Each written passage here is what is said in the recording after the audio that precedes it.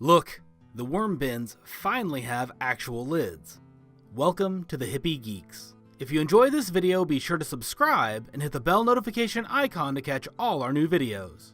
The worms haven't gotten a lot of attention lately, but it's time to get them ready to overwinter.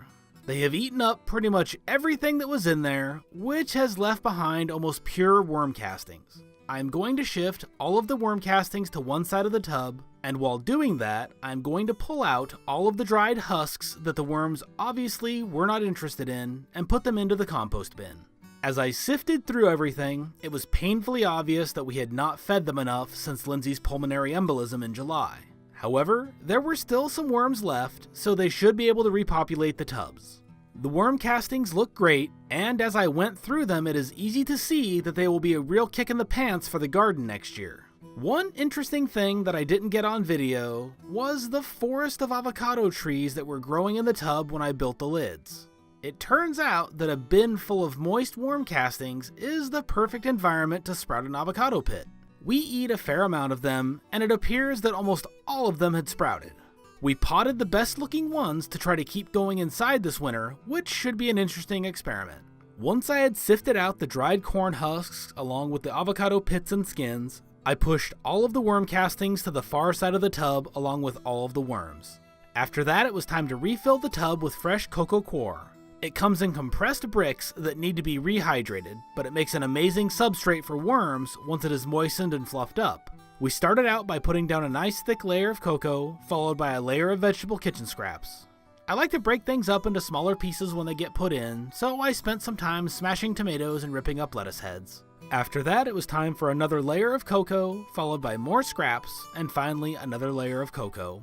Between the chickens, the worms, and the compost bin, we have zero food waste in this house. We either eat it ourselves, or it goes into the permaculture systems that we have in place. The worms take any kind of produce and turn it into worm castings. The compost bin takes lawn clippings, the overflow produce, and any yard debris, and does much the same. But instead of just worms, there are also black soldier fly larvae going crazy in there, breaking everything down, again getting it ready for the spring. Chickens will eat literally anything, and the rest of our food scraps go in there. Everything from fruit and veggies to eggs to meat products gets turned over to the chickens. Have you ever wondered what to do with a turkey carcass after Thanksgiving? Give it to your chickens. They will pick it clean down to the bones. That overripe watermelon is a delicacy they will delight in eating. In the wild, chickens are omnivores. Give them a chance and you won't regret it. With all of that said, once all of the cocoa and vegetable scraps are in, it is time to wet everything down and get the tub covered back up.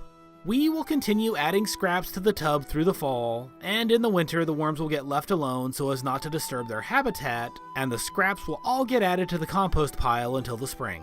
Are any of you composting with worms? If so, we would love to hear about it. If this is your first time here on the Hippie Geeks, it would be wonderful to have you subscribe. This channel is all about helping you visualize, learn, and create. If you enjoyed this video, give it a like, and check out our Patreon page or merch store to support the channel directly. Thanks again, and we'll see you on the next one.